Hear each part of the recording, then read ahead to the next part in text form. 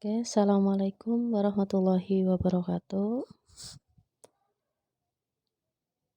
Selamat pagi semuanya. Semoga masih tetap semangat dan dalam keadaan sehat semuanya. Oke, sebelum kita mulai materi, mari kita membaca doa dulu di dalam hatinya masing-masing.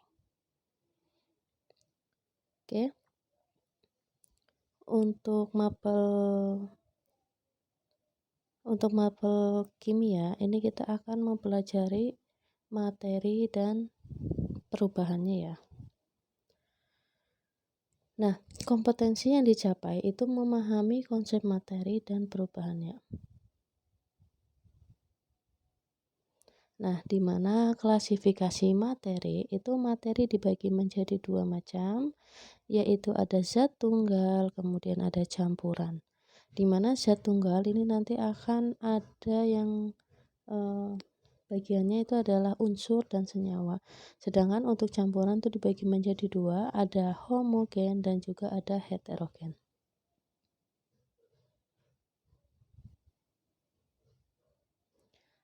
Mengelompokkan sifat materi.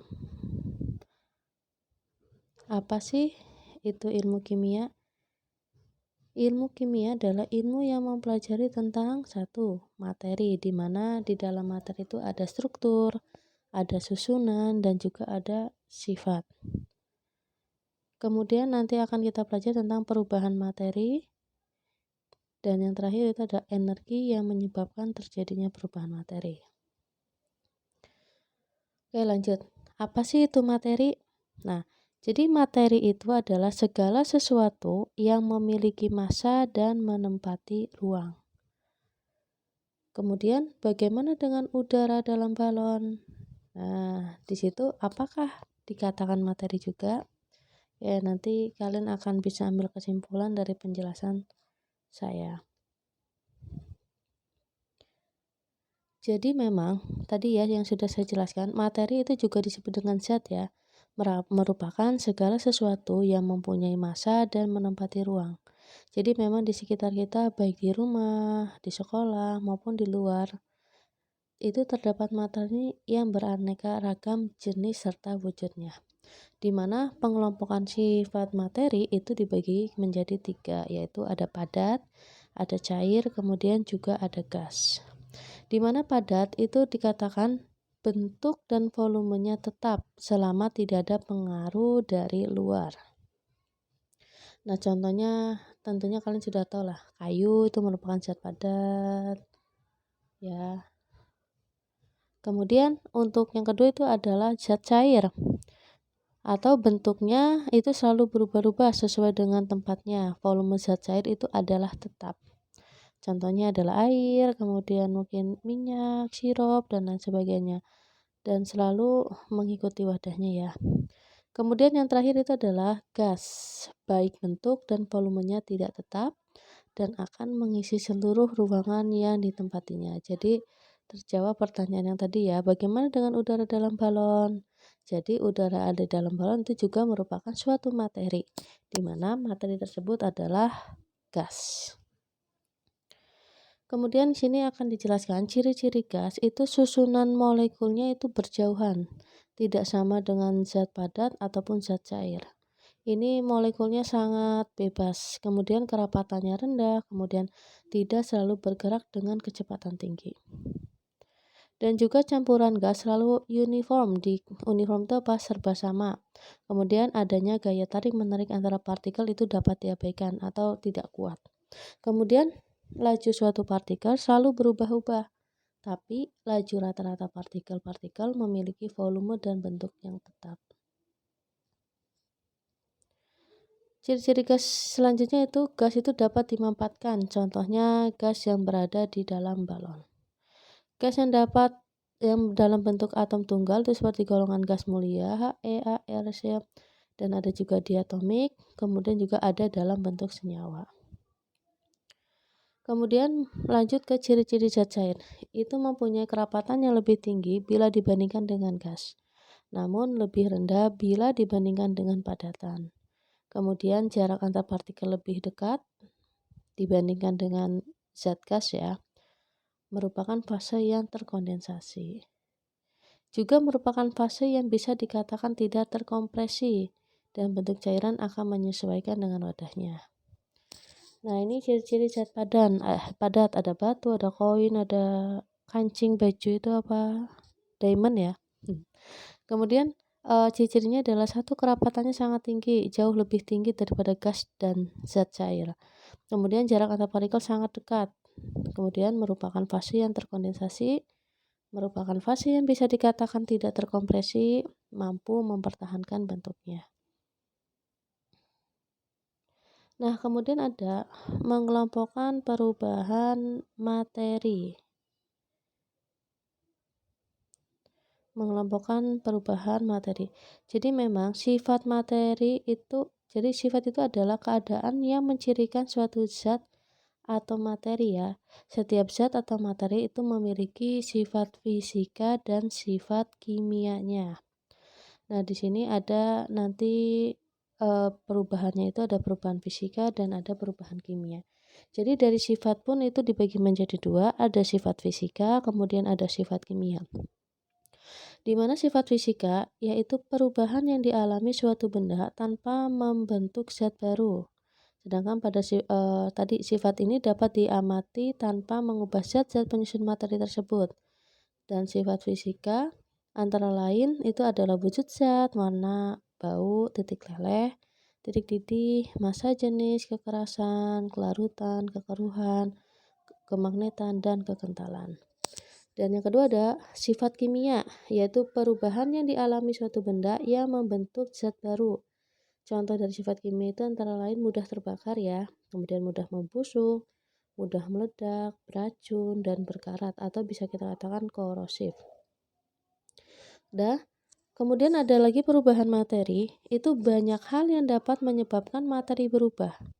Materi dapat mengalami perubahan karena beberapa faktor, seperti ada perubahan suhu, kemudian ada lagi perubahan tekanan, pembakaran, pengadukan, kemudian direaksikan dengan zat lain atau diberi gaya listrik. Nah, perubahan tersebut ada yang mengakibatkan perubahan susunan penyusun materi dan ada juga yang tidak ya. Maka dalam pengelompokan perubahan materi itu ada dua, ada perubahan fisika dan ada perubahan kimia. Di mana perubahan fisika itu perubahan yang tidak menghasilkan materi baru, sedangkan kimia yang menghasilkan materi baru. Di situ ada contohnya, perubahan fisika, lilin meleleh, pelarutan garam. Contoh dari perubahan kimia itu ada besi berkarat, nasi menjadi basi. Dan di sini pertanyaannya, ketika lilin menyala, kemudian habis, itu terjadi perubahan apakah pada lilin menyala tersebut? Jadi di dalam lilin menyala itu terjadinya perubahan fisika dan juga perubahan kimianya ya. Di mana perubahan fisika itu terjadi pada lilin yang meleleh, hanya perubahan bentuknya saja. Sedangkan pada perubahan kimia itu ketika sumbu lilin itu terbakar, kemudian melelehkan lilin tersebut dan pada akhirnya sumbu tersebut terbakar dan berubah menjadi abu. Jadi di situ memang adanya perubahan kimia.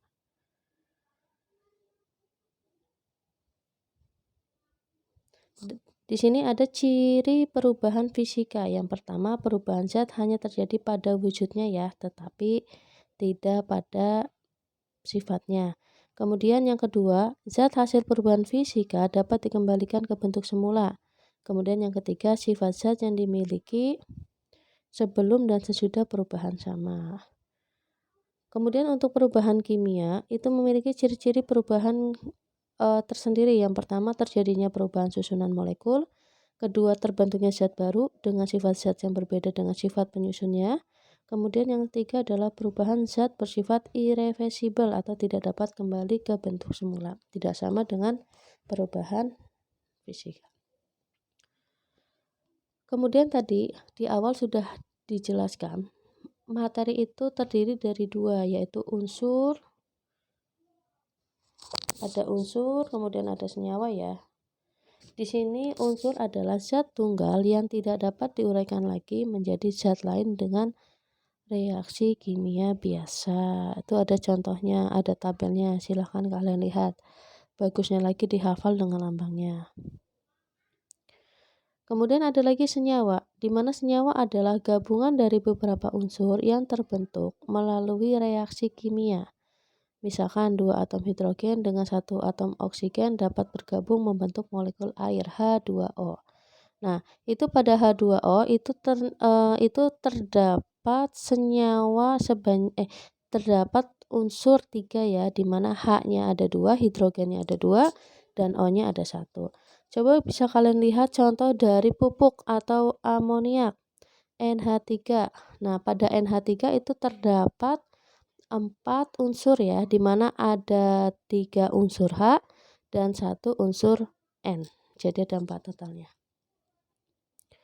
Di sini juga nanti akan ada campuran, di mana campuran itu adalah gabungan beberapa zat dengan perbandingan tidak tetap tanpa melalui reaksi kimia. Contohnya adalah air sungai, tanah, udara, makanan, minuman, larutan garam, dan larutan gula. Di sini juga nanti campuran dibagi menjadi 2 ya. Nanti ada campuran homogen dan juga ada campuran heterogen. Itu di situ bisa kalian lihat perbedaan campuran dengan senyawa. Oke, sebelum kita masuk ke pemisahan campuran, jadi memang yang namanya campuran itu dibagi menjadi 2, ada campuran homogen dan campuran heterogen. Di mana campuran homogen itu adalah campuran yang setiap bagiannya serba sama, baik warna, rasa, serta perbandingan zat-zat tercampur juga sama, serta tidak memiliki bidang batas antara komponen-komponennya. Jadi bisa dikatakan kalau larutan homogen itu campuran yang tidak dapat dibedakan. Sedangkan campuran heterogen itu adalah campuran yang setiap bagiannya tidak sama baik warna, rasa, serta perbandingan zat-zat tercampurnya tidak sama dan satu komponen dengan komponen lainnya terdapat bidang batas sehingga kita dapat membedakan satu dengan yang lainnya. Jadi intinya untuk campuran heterogen itu campuran yang kita bisa lihat perbedaannya. Sedangkan kalau campuran homogen itu tidak bisa kita lihat perbedaannya. Contohnya misalkan kita melarutkan garam, otomatis kita mencampurkan air dan garam. Ketika sudah menjadi air garam atau larutan garam, kita tidak akan bisa melihat lagi mana yang airnya dan mana garamnya. Kemudian untuk heterogen itu kan yang bisa kita lihat perbedaannya. Contohnya itu misalkan kalian mencampurkan kopi dengan air. Nanti akan lama-kelamaan kalian akan melihat kopi itu cenderung berada di bawah dan di atasnya air walaupun sudah berubah warnanya. Di sini ada pemisahan campuran. Sebenarnya pemisahan campuran itu ada bermacam-macam ya, cuman di sini akan saya jelaskan hanya beberapa saja. Dan kemudian apa sih dasar-dasar dari metode pemisahan campuran? Jadi dasar dari metode pemisahan campuran itu dilihat dari ukuran partikelnya, kemudian titik didih, kelarutan, pengendapan, difusi, dan adsorpsi. Apa itu adsorpsi? Adalah penarikan suatu zat oleh bahan pengadsorpsinya secara kuat sehingga menempel pada permukaan dari bahan pengabsorpsinya. Oke, kita lanjut ke pemisahan campurannya ya. Di mana pemisahan campuran ini salah satunya adalah penyaringan atau bisa kita sebut dengan filtrasi untuk pemisahan zat padat dari suatu suspensinya. Saya yakin ini kalian sudah paham. Ini biasanya contohnya misalkan kita mau memisahkan air dengan pasir, cukup kita saring saja. Yang kedua itu ada pengkristalan untuk memisahkan zat padat dari pelarutnya dengan cara menguapkan larutannya. Itu untuk yang kristalisasi. Selanjutnya adalah penyulingan untuk memisahkan zat cair dari campurannya berdasarkan perbedaan titik didihnya. Kemudian ada lagi sublimasi untuk memurnikan atau misalkan zat-zat yang dapat menyublim, misalnya kapur, barus, dan iodin. Kemudian ada lagi kromatografi. Kromatografi itu digunakan untuk memisahkan campuran berdasarkan perbedaan daya serap zat. Jadi memang kromatografi itu berasal dari kata kroma yang berarti warna. di mana kromatografi merupakan cara pemisahan campuran menjadi komponen-komponen zat penyusunnya berdasarkan perbedaan kecepatan zat tersebut bergerak bersama-sama dengan parutnya pada permukaan suatu benda penyerapnya. Nah, ini klasifikasi materinya ya. Oke, cukup sekian untuk saat ini. Saya akhiri. Wassalamualaikum warahmatullahi wabarakatuh.